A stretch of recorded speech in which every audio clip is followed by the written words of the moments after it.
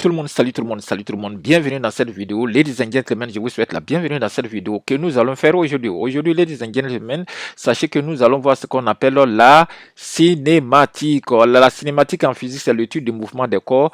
Et pour l'étude des mouvements des corps là, des points là, des points mobiles, on va dire, on ignore les causes qui font naître ces mouvements. C'est-à-dire, par exemple, vous voyez à l'écran, donc je mets deux voitures en mouvement. Donc l'étude, je m'en fous de ce qui a provoqué les mouvements. Moi, je vais juste contenter d'étudier les mouvements. Mais nous, ce qui va nous intéresser ici, c'est de voir les cas de rencontre et de croisement. C'est-à-dire quoi? Je reprends, donc je reprends l'animation. Regardez, la voiture verte et rouge, elle part en avance. Ok, donc on est d'accord, elle va déclencher son mouvement en avance. Regardez bien ce qui va se passer. Donc quand elle va déclencher son mouvement en avance, elle va adopter un mouvement rectiligne uniforme. Si tu ne sais pas ce que c'est, je vais tous tes détails, t'en fais pas. Voilà, donc elle va déclarer avec sa vitesse est constante, on va dire. Voilà, c'est ça qu'on appelle le mouvement rectiligne, ça veut dire la trajectoire est une droite.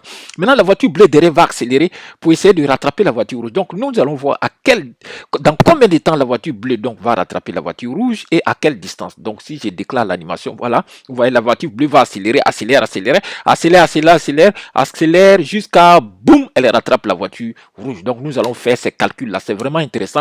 On aura besoin des notions intéressantes du lycée. Voilà, donc notamment les dérivés, les primitives. Alors, si tu ne sais pas ce que c'est tout ça, c'est pas grave. Viens seulement, même si tu es en seconde, viens, tu vas comprendre. Tu vas comprendre. Alors, donc, on va pour l'animation numéro 2.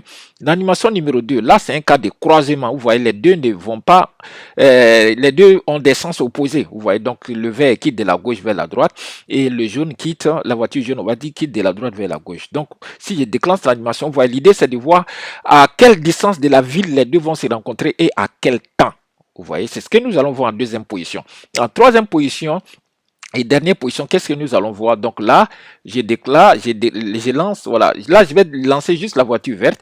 Et malheureusement, pendant son mouvement, la voiture verte, le conducteur va s'apercevoir d'un danger, vous voyez, un obstacle devant la route, qui est une gazelle ici en l'occurrence. Donc ici, c'est la gazelle.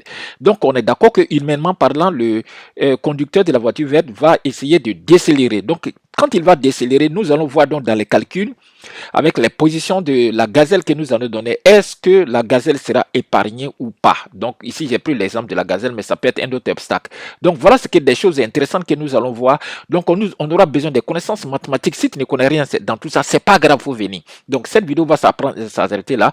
Prochaine vidéo, on commence donc avec le premier. Voilà ce que j'ai montré, le premier. Voilà, c'est-à-dire celui-là. Voilà, donc nous allons voir celui-là.